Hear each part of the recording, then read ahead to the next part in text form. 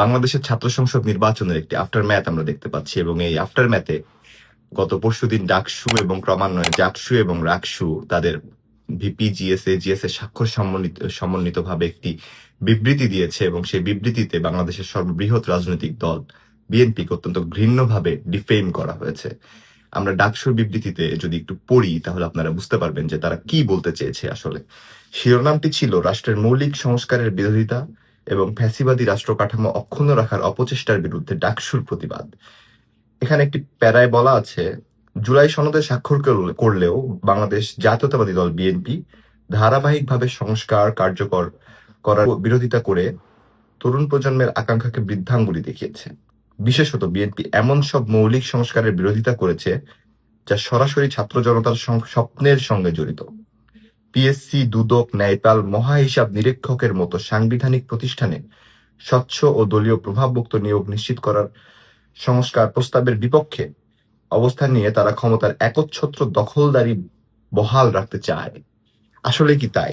BNP কি ক্ষমতার দখলদারি বহাল রাখতে চায়, নাকি বিএনপি অন্য কেউ যাতে ক্ষমতার দখলদার তো না দেখাতে পারে সেটি নিশ্চিত করতে চায়?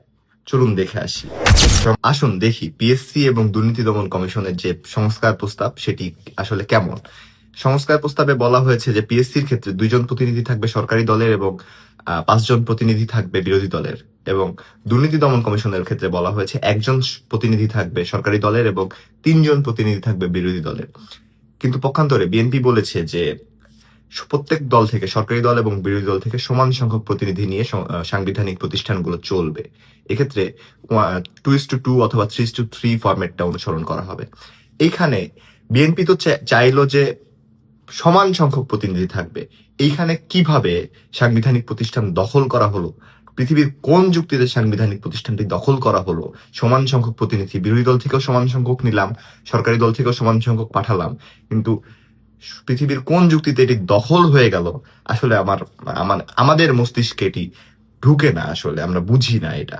তারপরে মানে বিষয়টা কি এমন যে আপনারা নিজেদেরকে বিরোধী দল হিসেবে ধরে নিয়ে নিজেদের প্রপোর্শনটা বাড়িয়ে দিয়ে যখন দেখছেন যে আপনারা দখল করতে পারছেন না, তখন আপনারা আপনাদের ইন্টেলেকচুয়াল প্রপার্টি দিয়ে, ইন্টেলেকচুয়াল যে মেশিনারি রয়েছে সেগুলো দিয়ে বিএনপিকে ডিফেম করবেন। এবং বিএনপি তো গণমানুষের দল, এত ইন্টেলেকচুয়াল মেশিনারি বিএনপি নেই।